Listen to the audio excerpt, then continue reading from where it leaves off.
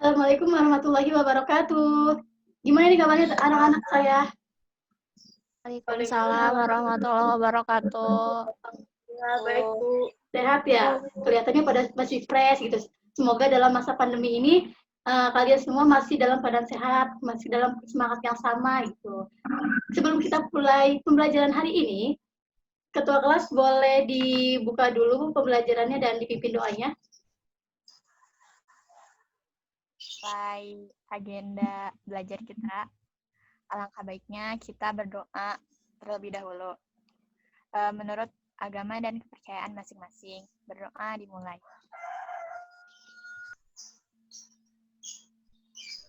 Selesai.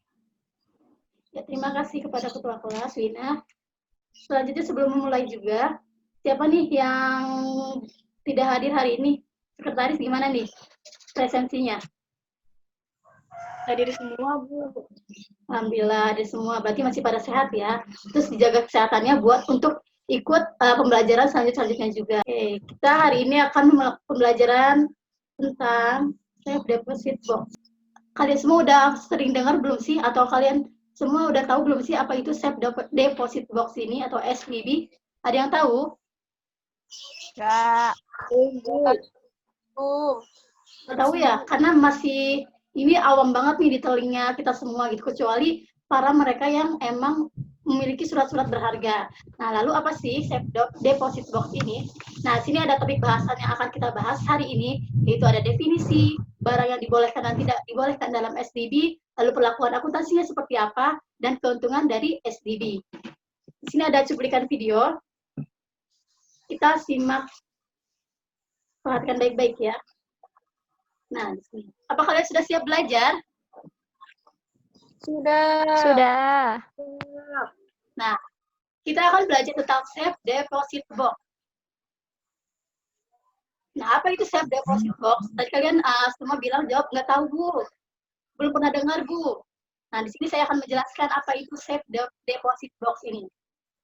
Nah, safe deposit box atau bisa disebut sebagai kotak penyimpanan, yaitu sebagai kotak pengamanan simpanan dalam salah satu bentuk pelayanan bank yang diberikan oleh bank untuk masyarakat yang membutuhkan ketika dia akan menyimpan barangnya atau surat-surat berharga. Nah, di sini nanti bagi kita masyarakat atau nasabah yang akan menyimpan barang surat-surat berharga, entah itu emas, entah itu uang-uang yang dalam jumlah besar, bisa nih menaruh ke bank dalam jasa pelayanan safe deposit box ini. Lalu, apa aja sih barang yang boleh disimpan dalam safe deposit box? Karena nggak boleh barang sembarangan nih yang boleh ditaruh di safe deposit box. Nah, barang-barangnya yaitu ada yang pertama, tadi karena ini khusus untuk surat berharga ataupun barang-barang yang emang dinilai penting, jadi ada mata uang, logam mulia, dan barang-barang berharga lainnya.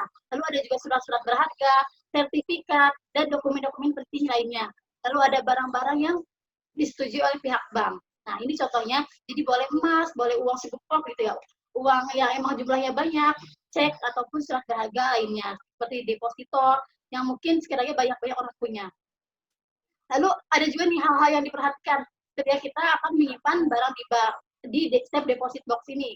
Nah, yang pertama, nasabah itu nggak boleh menyimpan barang yang tertutup atau barang-barang yang berbahaya, barang-barang yang mudah meledak, seperti apa tuh, bom gitu ya, narkotika. Jadi nggak boleh nih asal sembarangan yang barang-barang yang tertutup sifatnya. Lalu semua bentuk simpanan tertutup sebelum disimpan di dalam safe deposit box, barang harus dihadapkan kepada pihak bank. Nah, ini contoh barang-barang yang nggak boleh, dalam garis bawah ya, nggak boleh disimpan dalam safe deposit box ini, karena tadi resikonya tinggi ya, mudah meledak, terus berbahaya, mungkin nanti akan menimbulkan ke jangka yang panjang ketika ada orang yang menyimpan barang-barang yang berbahaya kayak gitu. Jadi ini resikonya tinggi. Maka yang diperbolehkan adalah tadi logam mulia, emas, terus mata uang, surat-surat berharga, dokumen-dokumen penting perusahaan misalnya. Nah, lalu next. Ini contoh dari kotak penyimpanan atau safe deposit box ini. Jadi bentuknya kayak gini nih. Nah, nanti kayak kotak, terus nanti ada kuncinya seperti apa ya, kotak penyimpanan pada loket gitu, loket di Perpus atau di mana-mana itu. Tapi di sini penjagaan dan pengunciannya itu benar-benar terjaga. Jadi dirahasiakan banget. Nah, ini kan bentuknya kecil ya, seperti kecil, tapi sebenarnya kalau misalkan kalian atau masyarakat mau menyimpan dalam bentuk yang besar gitu, ada banget gitu. Jadi bentuknya dari mulai mini, kecil, sedang, besar, bahkan ada sampai ekstra gitu. Jadi fleksibel banget. Nah, tadi saya sudah sebutkan beberapa manfaatnya, itu aman tentunya. Karena satu lemari itu dipegang oleh 2 kunci. Yang pertama kuncinya dipegang oleh si nasabah, dan yang kedua kuncinya dipegang oleh si pihak bank. Dan pihak bank yang ini nggak boleh sembarangan, itu hanya petugas tertentu saja yang emang bertugas di safe deposit box ini. Lalu fleksibel, tadi ukurannya bisa request, terus mudah tentunya, karena cuma diperlukan yang penting barang-barangnya penting dan berharga gitu. Cuma kayak gitu syaratnya. Lalu ada biaya sewa yang murah, karena kalian cuman disuruh bayar, yaitu biaya sewa doang per tahun plus uang jaminan. Dan uang jaminannya ini mengendap nanti, karena pas ketika kalian sudah selesai nyimpan barangnya atau pada jatuh tempo di akhir, ini uang jaminannya akan dikembalikan seutuhnya kepada si nasabah dan menjamin kerahasiaan dari bank dari barang yang disimpan tentunya tadi, karena benar-benar penjagaannya ketat. Nah, kita masuk ke perlakuan akuntansi dari safe deposit box ini. Di sini ada contoh soal. Kita baca bareng-bareng ya. Pada tanggal 5 Januari 2018, Rina hendak menyewa SDB pada Bank Mandiri Jakarta dengan biaya sewa ruang sebesar 6 juta per setahun. Ini contoh ya, tapi realitanya nggak segini kok besarnya. Lalu uang jaminan sebesar 25 juta yang dapat dikembalikan bila nasabah mengembalikan kunci. Ini uang jaminannya 25 juta. Seluruh pembayaran dilakukan dengan beban rekening giro Rina. Pada saat persetujuan sewa, maka jurnalnya, ini jurnalnya ketika out balance sheet pada 5 Januari. Itu ada rekening lawan atau kewajiban kontingensi sewa SDB di debit sebesar 31 juta. 31 juta ini dapat dari mana? Dari 6 juta tambah 25 juta yang kewajiban kontingensi sewa SDB yang dikredit. 6 juta ini dari tadi ya, bayar sewanya per setahun 6 juta, lalu setoran jaminan 25 juta dari uang setoran jaminannya memang 25 juta. Nah, lalu dijumlah ini, maka hasilnya masuk ke dalam rekening lawan kewajiban kontingensi sewa SDB. Nah, lalu ketika kita akan memposting atau menjurnal pada saat pemutusan perjanjian sewa SDB, pada saat jatuh tempo, maka jurnalnya yaitu setoran jaminan atau kunci SDB di debit sebesar 25 juta. Karena tadi uang jaminannya 25 juta kan. Lalu di giro rekening Rina kredit yaitu sebesar 25 juta juga. Karena di sini setelah selesai, maka uang jaminannya dikembalikan kan kepada nasabah. Nah, maka jurnalnya akan diposting seperti ini ketika pada pihak bank. Lalu pada saat pemutusan perjanjian SDB penyewa menghilangkan kunci ini, gimana nih kalau misalnya kuncinya hilang?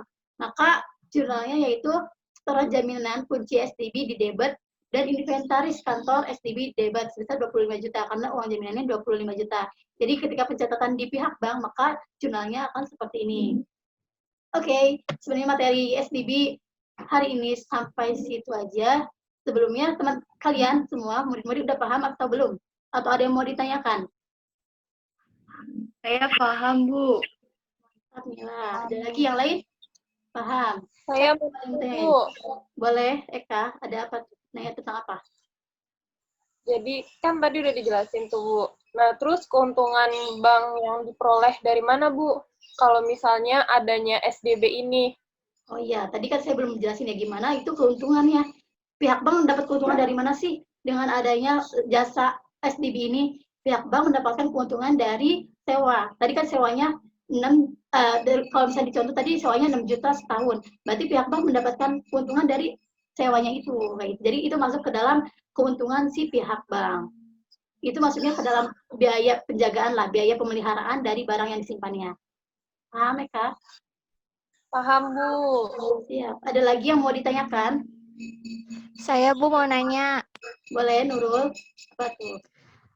Tadi kan Ibu menjelaskan tentang SDB. Nah, yang saya tanyakan tuh biasanya berapa sih, Bu, bayar sewa penitipan SDB itu? Biasanya biaya sewanya itu tergantung dari masing-masing bank. Kalau misalkan sebagian besar gitu, sebagian besar pihak bank pembayaran sewanya itu ada yang berkisar paling 2 juta, paling rendahnya 2 juta sampai misalnya sesuai ukurannya juga. Misalnya tadi ada yang mini, sedang, besar, ekstra. Nah, kalau misalnya untuk yang mini biasanya 2 juta juga bisa bayarnya. Itu setahun ya. Jadi kalau bisa per bulan murah lah. Terus ada juga sampai 20 juta. Itu ketika ukurannya besar. Gitu. Jadi sesuai ukuran dan sesuai dari bank. Tapi rata-rata segitu sih. Dan untuk uang jaminannya itu rata-rata sebesar 7.500.000. Nah, ini uang 7.500.000-nya ketika selesai sewanya, maka akan dikembalikan seutuhnya kepada si nasabah. Gitu. Paham? Sampai sini? Paham, makasih Bu. Ya. Selanjutnya, untuk menguji kalian sudah paham atau belum, ada kuis nih. Jadi harus diisi semua ya. Anak-anak, sekarang kita lanjut ke kuisis. Nah, di sini kita akan mengetahui kalian sejauh mana memahami materi pembelajaran hari ini. Sekarang kalian join dulu nih ke quizizz.com, masukkan kodenya. Siap? Kita mulai ya. Iya. Baik.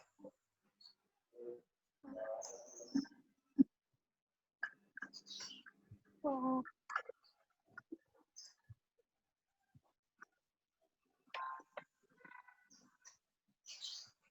Ini di sini udah. Ini.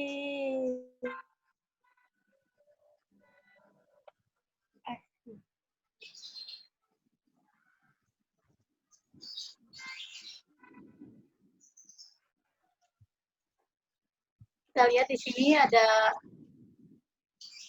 wow, kalian benar. Ini kalian ada yang incorrect di nomor 3. Berarti ketika nanti banyak yang salah di soal tersebut, kalian bisa mengulang-ulang materinya. Tentang mungkin ketika kalian kurang paham tentang penjurnalannya, jadi boleh belajar lagi di rumah tentang jurnal-jurnal dalam Excel deposit box-nya ini. Ini Eka memimpin dengan perolehan nilai terbesar. Jadi nanti nilai ini dari hasil kuisis akan masuk ke dalam nilai harian kalian ya, pembelajaran hari ini.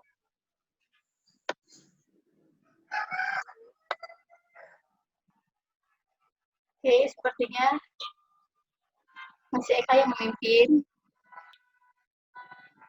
Udah, saya kira kuisisnya udah. Ya, jadi nanti kalian semoga bisa memahami materi dari STB ini. Selanjutnya saya akan menampilkan tentang tugas. Jadi ada penilaian tugas untuk pekan depan. Jadi kalian bisa mengerjakannya di rumah setelah pembelajaran ini. Nah, tugasnya saya akan posting atau input di Google Classroom. Nah, nanti kalian join dulu nih ke kelas codingnya ini ya. Saya akan tunjukkan langkah-langkah gimana join untuk di Google Classroom. Saya jadi siswa gitu, ketika saya jadi kalian. Nah, gimana caranya? Kalian masuk dulu ya ke Google Classroom. Nah, nanti akan ditampilkan masuk ke dalam layar seperti ini. Nah, masukkan kode. Ya, pilih gabung kelas dulu ya. Pilih di gabung ke kelas. Nah, baru masukin kodenya. Kodenya berapa?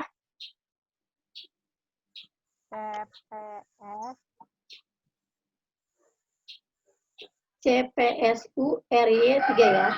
CPSU RY 3. Kita klik gabung. Nah, tunggu nanti. Di sini saya sudah memposting untuk tugas pekan hari ini. Jadi nanti kalian harap dikerjakan dengan baik. Nah, ini saya udah posting nih latihan soal save deposit box dalam Word. Nah, di sini ada pertanyaannya di atas. Nanti untuk jawabannya kalian bisa ketik juga di Word ini di bawah setelah soal. Nah, ini ada di sini saya tugasnya tentang penjurnalan, gimana kalian sudah memahami atau belum. Nah, untuk tugas ini saya kasih jangka waktu pengumpulan terakhirnya yaitu tanggal 6 Juli 2020. Nanti cara kalian mengumpulkan tugasnya bisa masukkan di kolom komentar ya. Gitu. Nanti kalian posting jawaban kalian di sini juga. Ada yang mau ditanyakan lagi sebelum kita akhiri pembelajaran hari ini? Tidak, Bu. Tidak, Bu. Oke, untuk ketua kelas saya serahkan untuk menutup pembelajaran hari ini. Saya selesaikan dulu ya. Terima kasih buat kalian semua yang udah mengikuti pembelajaran hari ini, dan saya senang kalian semua hadir dalam pembelajaran pada hari ini. Semoga dijaga terus semangatnya, dijaga terus kesehatannya, apalagi dalam kondisi pandemi seperti ini. Jadi stay safe, stay at home buat belajar gitu. Kita sama-sama belajar online pun gitu. Jadi dijaga terus semangatnya. Siap anak-anak? Siap, Bu. Siap, Bu. Baik, saya serahkan kepada ketua kelas untuk menutup pembelajaran hari ini. Sebelum kita mengakhiri pembelajaran hari ini, mari kita tutup dengan membaca doa. Berdoa dimulai.